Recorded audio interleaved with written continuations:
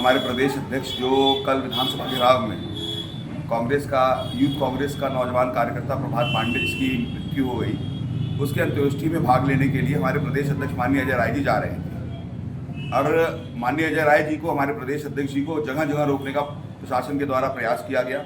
उनको पहले बस्ती टोल पे रोका गया, उससे पहले हरैया टोल पे रोका गया, उसके बाद खजौला चौकी पे रोका गया, उसके बाद कांटे चौकी पे रोकने का प्रयास किया गया, लेकिन अंत में जाके मगहर और गोरखपुर और संत कबीर नगर के बॉर्डर मगहर पे उनको रोका गया।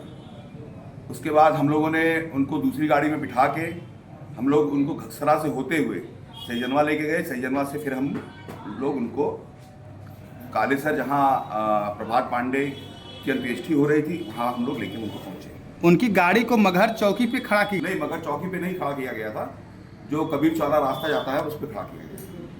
अध्यक्ष जी, भाजपा ने आरोप लगाया है कि जो मौत हुई है वो कांग्रेस कार्यालय में हुई है, क्या है पूरा? आप ये देखिए, भारतीय जनता पार्टी का आरोपों का जवाब हमारे प्रदेश अध्यक्ष पहले ही दे चुके हैं।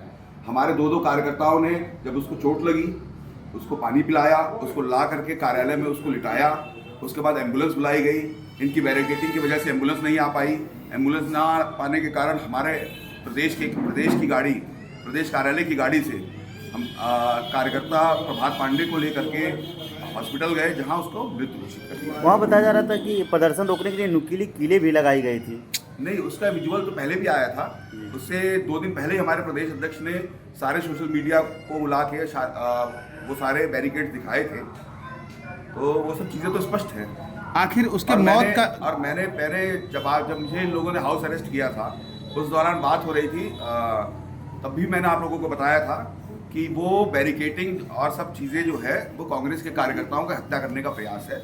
और कांग्रेस का कार्यकर्ता फिर भी डट के इस तानाशाही और निरंकुश सरकार का मुकाबला करेगा। आखिर प्रभात पांडे का जो मौत हुई है वो क्या है, उसका जिम्मेदार कौन है? उसका जिम्मेदार सिर्फ और सिर्फ 2 लोग हैं। पहला जिम्मेदार उसकी उत्तर प्रदेश की सरकार है, और दूसरा अगर कोई जिम्मेदार है तो यहाँ का निरंकुश प्रशासन उसका जिम्मेदार है। आखिर कैसे आप उसको जिम्मेदार मान रहे हैं? अगर बैरिकेटिंग वहाँ इस तरीके की नहीं लगी होती, और जहाँ तक हम लोगों को जानकारी मिली, प्रभात पांडे जी को चोट भी लगी हुई थी, उनके प्राइवेट पार्ट पे चोट लगी हुई थी, उनके पोस्टमार्टम की रिपोर्ट में आया है। तो इसको क्या माना जाए, इसके लिए कौन जिम्मेदार है? ऐसा नहीं हो सकता जो अगर व्यक्ति इतना गंभीर घायल होता तो वो विधानसभा घेराव के कार्यक्रम में भाग लेने के लिए आता। अगर इतना गंभीर रूप से घायल होता तो वो अपने गंतव्य स्थान को छोड़ करके वो कार्यक्रम में शरीक होने आता और जाके कार्यालय में जाके लेट जाता। ये सिर्फ और सिर्फ भारतीय जनता पार्टी इन आरोपों से मुक्त होना चाहती है, और उस नौजवान की जिसकी मृत्यु हुई है उसकी जिम्मेदारी से भागना चाहती है, जैसे अन्य जिम्मेदारियों से सरकार भागती आ रही है।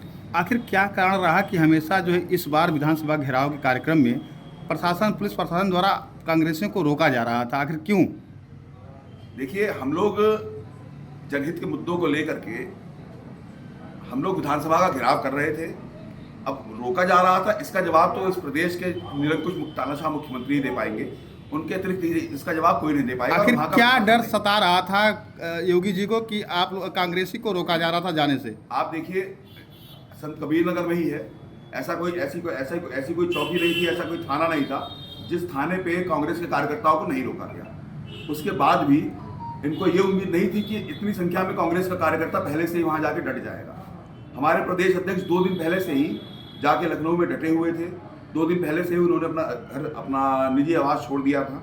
इसी तरह से हमारे सैकड़ों कार्यकर्ता पहले से ही लखनऊ पहुँच गए थे, और जब वो निकलने के लिए हुए, विधानसभा का सत्र चल रहा था, कल बजट पेश हुआ। इन्हीं सब चीज़ों की वजह से ये लोग कांग्रेस के कार्यकर्ताओं को रोक रहे थे, ताकि इनके कुकृत्यों का जनता के सामने उजागर ना हो जाए, और कांग्रेस का कार्यकर्ता इनका घेराव करके अपने विचारों का और जनहित के विचारों को खुले मंच में ना ला पाए। क्या लगता है कि भारतीय जनता पार्टी डर गई है कांग्रेस से इस बार? भारतीय जनता पार्टी, मैंने पहले ही आपसे बताया था, भारतीय जनता पार्टी 2024 में ही कांग्रेस पार्टी से डर गई है।